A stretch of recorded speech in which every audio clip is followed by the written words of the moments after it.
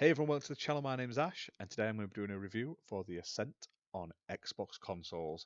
Now, this game was released onto the store on the 29th of the 7th, 2021. It's developed by Neon Giant and it's published by Curve Digital, and they've been kind enough to provide us with a review copy for this game. Now, the game itself runs on Xbox Series X and S, Xbox One, and PC, and it is also available on Xbox Game Pass, so there's no reason not to play this game. Now, The Ascent itself is a solo and co op action shooter RPG that's set in an amazing cyberpunk world. And basically, the standard sort of starting bit of plot of the game is there's a mega corporation that owns everything in your sort of sector, and it's called the Ascent Group. And then one day it just sort of shuts down and collapses, and you've basically got to survive without them. And you've just got to sort of take up arms and just get on with it, basically, as all hell breaks loose. Now, this is a sort of top down twin stick shooter game, but obviously it has all the RPG tropes that come with it. And I thought it was really, really good. Like I say, when this first came out, I'm not going to lie, it did get a bit of stick because it had a few technical difficulties. I mean, a few of us on the podcast have suffered with connecting to online multiplayer games. So if you're trying to get a party with your friends, it would struggle sometimes. Sometimes it was absolutely fine, then other times it wouldn't connect at all. And there's been a few little issues now and then. But since release, the developers have patched it up as much as possible, and they've got like an ongoing patch plan. And every time they do it, the stability and the sort of working stable, like the online aspect gets better every single time, and it's now in a much better state than it was at launch, so I highly recommend people check it out. And like I say, if you've been put off by past sort of thoughts and reviews from content creators or what you've read online, just try it on Game Pass. Like I say, it's on there, and if you've got a subscription, it's not going to cost you any extra. Download it and try it yourself, because that's the best way to see if you're interested, basically. Now, what stood out to me first, though, when I played this was how gorgeous the world looks. It's so in depth, detailed. It's probably the best new IP sort of world building and sort of environments I've seen in ages. And they've got such a fantastic base to build off of on either expansions, updates, or even like a full fledged sequel going forward. And the fact that Neon Giant is only a 12-person team, it's an amazing accomplishment what they've done. It's absolutely fantastic. They should be applauded for how good it is and how amazing it looks for such a small team. Now, obviously, the technical issues will put a few people off, but honestly, there was nothing game breaking for me. I didn't suffer anything game breaking. Now, the game itself took me about 15 hours to complete, but I didn't get all of the side quests in my playthrough. I just didn't have time to do it all. But other people on our podcast have fully played the game. They've highly recommended it. And a full sort of playthrough doing all the side missions and stuff like that, you're probably looking at about 20 to 22 hours.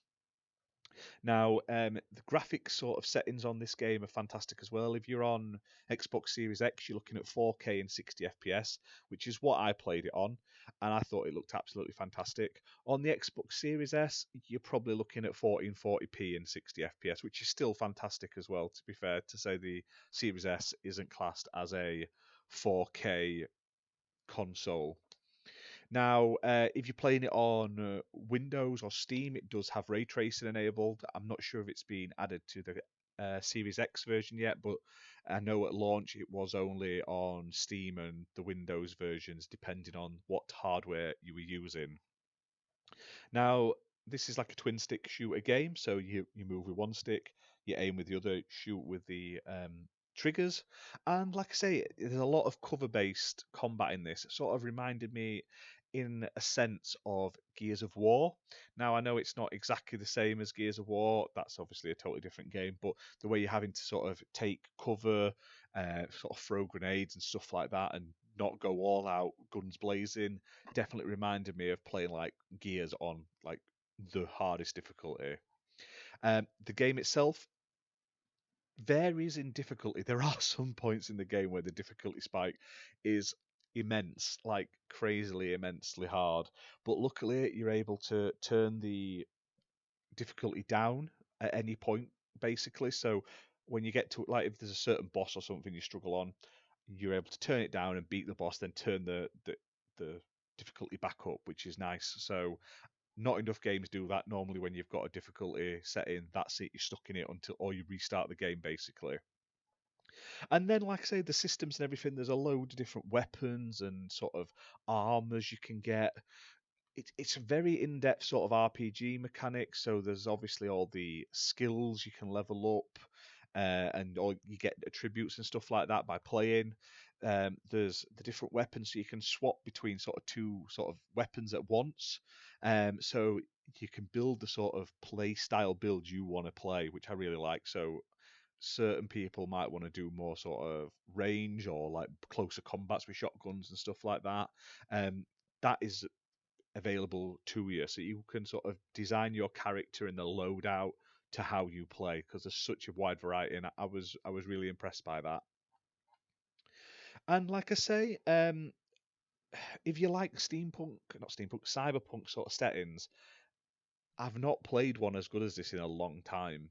Like as I said earlier in the review, the world itself is one of the best sort of first like game in a series or a new IP world I've ever played, and I'd love to see them expand on that.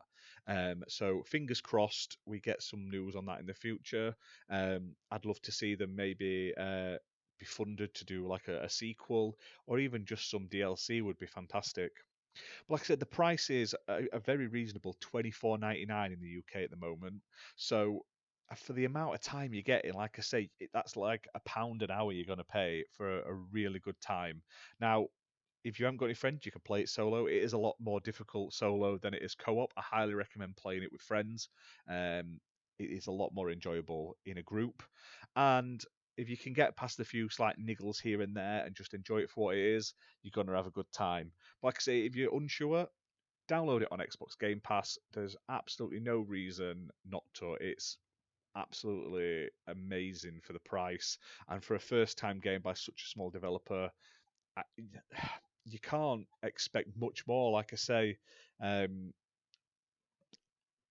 give it a go. Like I say, I was unsure on it once I played it when it first came out. It was a bit like, do I want to play it? Do I want to commit to it? Now I've committed to it. I've really, really enjoyed it, and I want to play more. But that's that for this video. We'll see you soon for more. And check us out if you've enjoyed the video. Give us a like, subscribe, and check out our XBL Party Podcast weekly live game podcast on YouTube. We've covered the Ascent in there multiple times as well, and we'll probably cover it in the future if any updates come. But that's that. Bye for now. Enjoy gaming.